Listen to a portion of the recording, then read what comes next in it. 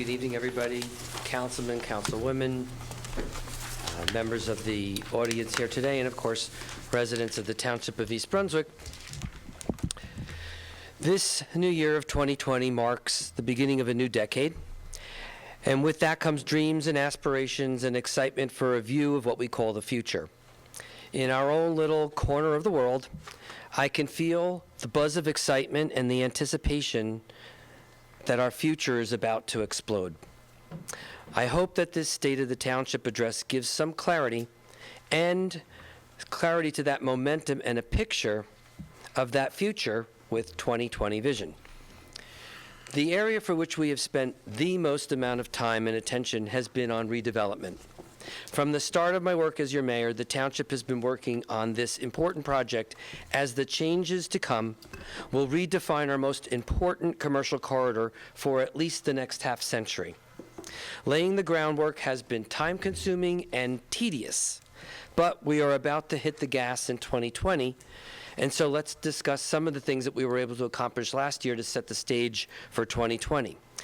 We received a submission, reviewed and selected a developer for the Route 18 properties that go from Ruth Street all the way to Lake Avenue. This used to house the Gap, the Wiz, and the Loman's Plaza. The township purchased the old David's Bridal property and the adjacent properties along Ruth Street.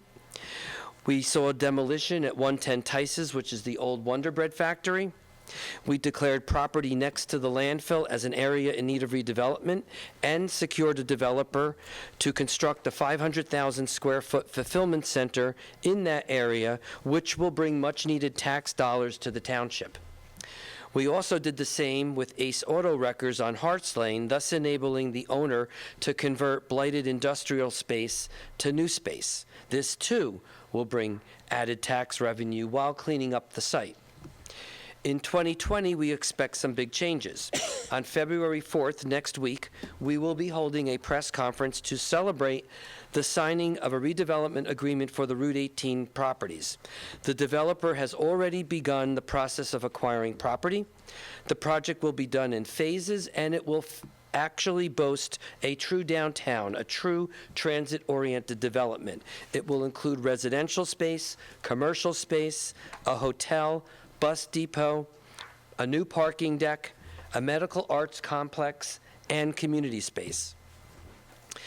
We have also received the application for the project on 110 Tice's, the old Wonder Bread factory. That's already been received by the planning department. We expect construction early this spring. The area, too, will be built in phases. It will host a residential space component, commercial space, and the township's first hockey and ice skating rink. Now, as I take you on a tour of the township, let me start by thanking our wonderful directors, as they have set the bar very, very high for the entire staff, and their work ethic is extraordinary. Some actually are new to their position, as 2018, we actually saw a record number of retirements here in the township. After 44 years, we have a new CFO in Angel Albanese, and she's been quite busy.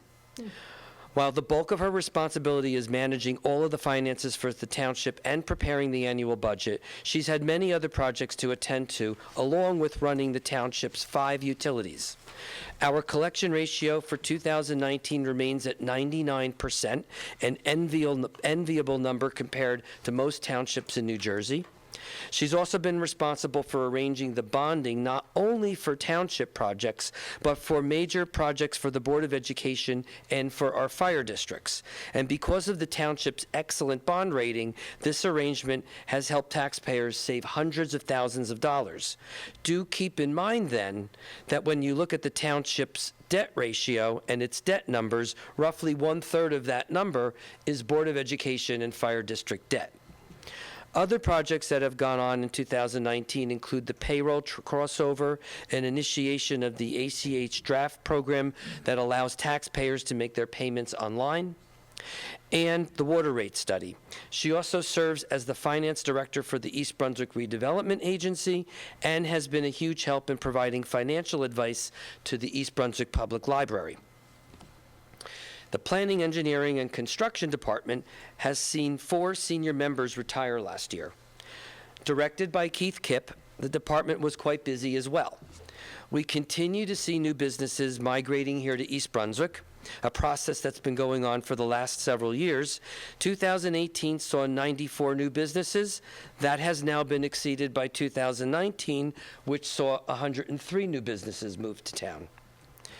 Our 2019 road repavement program saw 4.8 miles of road repaved at a cost of $2 million. Plans for 2020 call for doubling that budget and repaving over 40 township roads.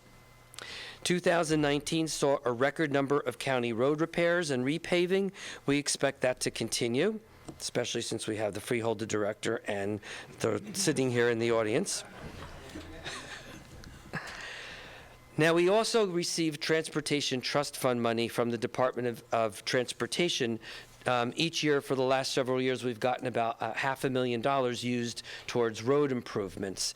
There's a 2-year lag in how that works. So if money was received or we got notification this year, that means that the money doesn't actually come till next year, and then we don't allocate it till the following year. So the work that was done in 2019, which was the work that was repavement from Ruse Lane from the firehouse to Winton, was actually money that we were notified about in 2017. This year, 2020, we will be working on Old Stage Road and many of the areas that need repair there. And the 2019 award, which won't go till 2021, will be for work on Riva Avenue and parts of Fern Road. 2019, we saw bike paths that were constructed on Ruse and Cranberry. 2020, we'll see the continuation from Winton to Hammersholt and then into the Frostwood section of town. Last year, we also had traffic signal and road repairs at the corner of Hardenberg and Dunham's Corner Road. The department also completed projects such as the Welcome to East Brunswick sign, which we finally saw at Exit 9. That was a 3-year work in progress. We saw design work for the DPW to house the Planning, Engineering, and Construction Department. They will be moving from the municipal building to the second floor of DPW. The design work was done this year. The actual construction work and move should take place this year. Sustainable New Jersey, we reached a bronze level again in 2019. We're working on reaching the silver status for 2020. And in this year, we expect to and will complete some security improvements to the municipal building. The Department of Public Works is combined with our water and sewer utility and is managed by Dan Losick. As you know, the responsibilities of DPW extend from road maintenance to snow and ice removal, solid waste and recycling, stormwater maintenance, repair and maintenance of all of the township's buildings and vehicles. We're very lucky. We have a very close relationship between DPW, our utilities, Parks and Rec, OEM, the East Brunswick Police Department, Planning and Engineering. And what that does is it helps us because it provides the ability to have a level of cross coverage for vacations and emergencies and projects, which in turn ends up reducing our need for overtime. Last year, they worked on repair and drainage system to the rear of the senior building, which had had a major problem forever with flooding, especially in big storms. Repair and renovation of many of the police department offices, which were long overdue, along with the renovation of the women's locker room. Most people know we signed a 5-year contract for solid waste and recycling, which unfortunately includes an increase in the cost of recycling, a problem that is occurring across the country as China no longer pays for the recycling of any U.S. Recycling products.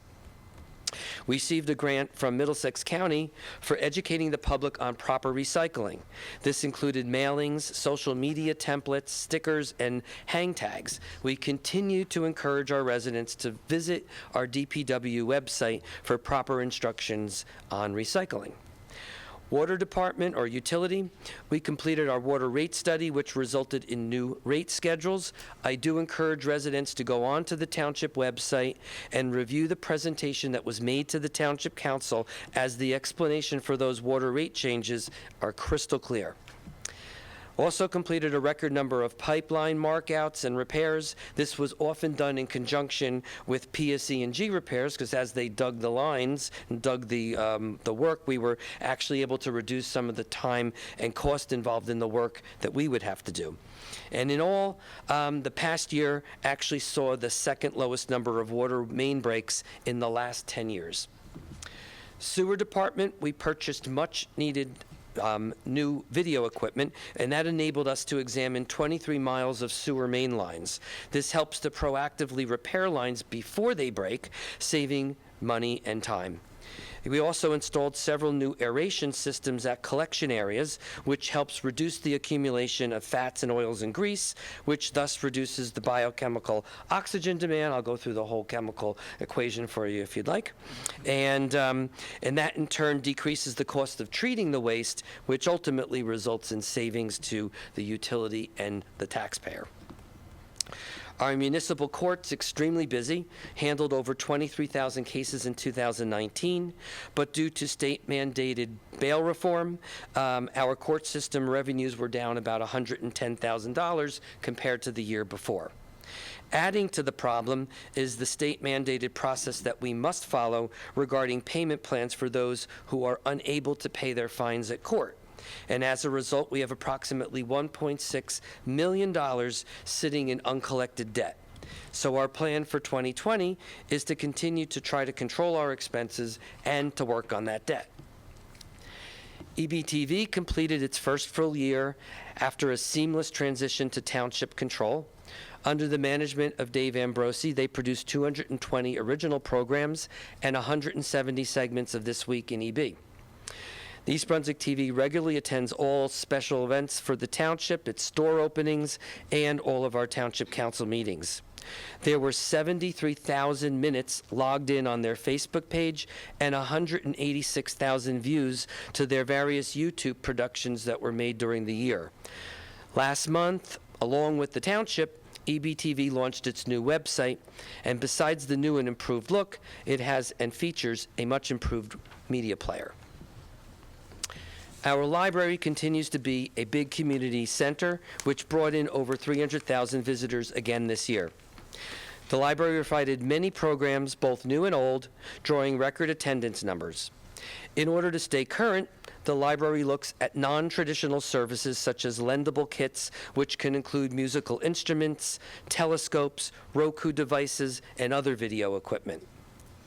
The library also launched an initiative with Rutgers University Graduate School of Social Work to have on-site graduate school intern providing social work services for free. The Just for the Health of It continues its relationship with the Robert Wood Johnson Foundation to provide many health initiatives, all provided through generous grants. The public library also processed about 10,000 passports, and is a major source of income for the library. They also debuted its pop-up library at East Brunswick Transportation Center so that commuters can now access ebooks and download them to their own devices. I'm also happy to say that the library has partnered throughout the year with many organizations in the township, and this shared programming initiative helps to provide more programs to the public at reasonable, if not free, cost. Last month, Jennifer Podolsky, our library director, announced that she will be leaving in February to take a position as the director of the public library in Princeton. We wish her success as the library board starts its search for a new director. Melissa Kuzma, the library assistant director, was named interim director until such time as a new director is found. And finally, work has begun on plans for the library building improvement and expansion as the state of New Jersey finally sent out an application for the Construction Bond Act, which was approved by referendum in 2018. The grant, if approved, would provide 50% of the costs of construction. Department of Aging continues to grow, no pun intended, and is managed by Danielle McCallie. The average daily census increased again this year and now sits at 167 residents per day being serviced, and there were about 275 new members in 2019 alone. The department received its new 16-passenger bus with capacity for 2 wheelchairs and is the result of a grant from New Jersey Transit. The building got new carpeting and chairs in the game room. There was also painting and new vertical blinds that were installed throughout the center. There were over 10,000 home meals that were delivered, 1,100 participants in support groups and senior service counseling, and 375 federal and state tax returns were completed for our residents. The center contracted with Ways to Go for medical transport. The service provided over 2,000 rides to our residents last year alone. There were anywhere from 6 to 8 programs per day, ranging from exercise classes to lectures, leisure classes, and movies. And finally, after being put on hold, Governor Murphy is releasing $750,000 earmarked for the long-needed new roof in the senior center. Our tax assessor, Frank Colon, also manages our parking utility. Total sales at the 2 decks we operate was $2.3 million. Because the utility must be self-liquidating, that is, that all their costs must be covered by the fees and no cost to taxpayers, this dictates the mix of residential, non-residential, and daily parking spaces. Between both decks, we have over 400 people who are waiting for residential parking spots. This translates to a wait of well over 3 years for a space. This explains why a new parking deck and bus depot is part of our redevelopment plan. For riders, our bus carrier is expected to go live early this year with a Park mobile application, thus making scheduling, traffic, and information much easier to obtain. Mike Reisner, the Director of Parks and Recreation, manages the second largest department after the Department of Public Safety. Parks and Rec have 15 different budget accounts for their different areas of responsibility. Last year, they ran 346 programs and over 20 special events. They brought in about $3 million in revenue, which represents a 10% increase over the year before. Parks were responsible for over 8,000 acres of public property, facilities, and fields spread out over 17 parks, and we are now working on our 18th park at the Freed site. In 2019, they repaved the access road and parking lot at Heavenly Farms. This year, they will be installing a disc golf course at Heavenly Farms. Look that one up. That's going to become just as popular as pickleball, I understand, so that should be very exciting. Community Park saw 2 new tennis courts, resurfaced 2 more, and they fixed the bear den for our youth council. We started repairs and renovation at the Nature Center near Crystal Springs. This will ultimately be used for the Arts Commission and will be renamed Dallenbach's Art Spot. There were repairs done at the ball field dugouts at Bicentennial Park, along with repairs to the handball courts. Shade tree program continued the process of replacing the emerald borer trees that are subject to infestation and are dying, so we need to replace them. They also help planning and engineering with sidewalk complaint programs by pruning 113 tree roots, and they planted about 117 trees throughout the town, all supported by the Tree Fund, which is supported by money that comes from developers. Our day camps were voted the best camps in Middlesex County by the Home News Tribune. We had 794 campers, generating $1.2 million in revenue, the highest on record. Crystal Springs, again, record-breaking revenue of $1.4 million, with 85,000 patrons visiting the park last year. With healthy revenues, we've actually accelerated our debt repayments, but a reminder, this is a utility, and all profits must stay within the utility. I can't hire more people. I can't pay off debt in other areas. It needs to be used for the pool utility. But we have listened to residents, and we will be making several operational changes in 2020. These include adding morning hours for season pass holders, reducing the daily capacity at the park, reducing the number of outside camp groups. We're going to be adding community nights for season pass holders and East Brunswick residents, and we will be decreasing the season pass rate for families with children who are enrolled in the Township summer day camps. Youth Council volunteered over 12,000 hours this past year. The department provided over 200 families with food baskets during the holidays. They continue to support the East Brunswick Arts Coalition, the new Summer Theater Under the Stars, which was last year, and all township boards, councils, and commissions. And East Brunswick Day continues to grow every year. This year, that was aided by a new partnership that we've established with the East Brunswick Chamber of Commerce. With the retirement of the entire command staff, including Chief James Conroy, the Department of Public Safety saw the greatest changes last year. Following the settlement of contracts and the retirements, the department saw 21 promotions to and among the superior officer staff. We hired 8 new patrolmen and selected Frank Lasacco as our new chief. This was the single greatest number of promotions, retirements, and organizational changes in the department's history, and it occurred seamlessly. A debt of gratitude is owed to the retired command staff for preparing these professional men and women for the roles that they now serve. Besides the above, 2019 saw the East Brunswick Police Department rated as the best police department in Middlesex County by the Home News Tribune for the 4th year in a row. Our patrol section, which is the largest section of the department, is now managed by Captain Drew Walsh, logged in 81,000 service entries in 2019. Chief Lasacco is committed to increasing the role and the number of officers committed to community policing. Besides Coffee with the Cop, the officers attend all community events, run multiple programs, and continue to forge a close relationship with the Board of Ed and our houses of worship. There are way too many programs to list here, so please visit the East Brunswick Police Department website if you want a complete list and schedule.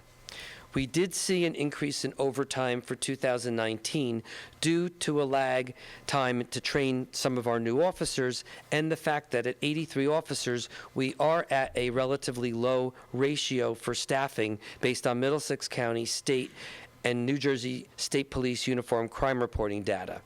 So we will be looking at trying to make appropriate changes when we can based on census data, expected demographics changes, and obviously our financial position.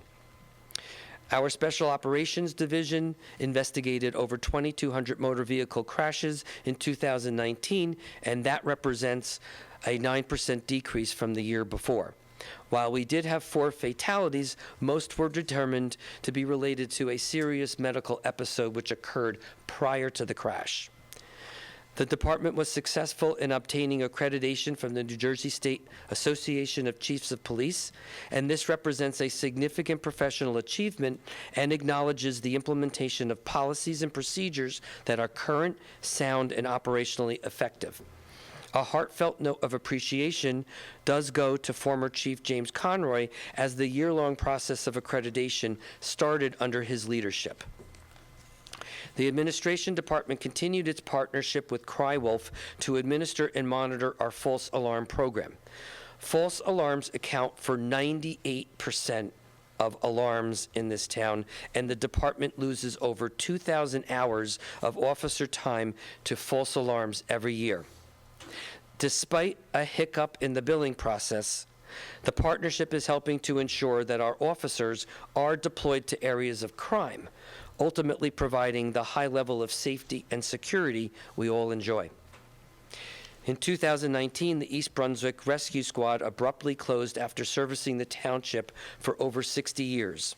The rescue squad was a private company and was not part of the township, and it was not part of East Brunswick Police Department.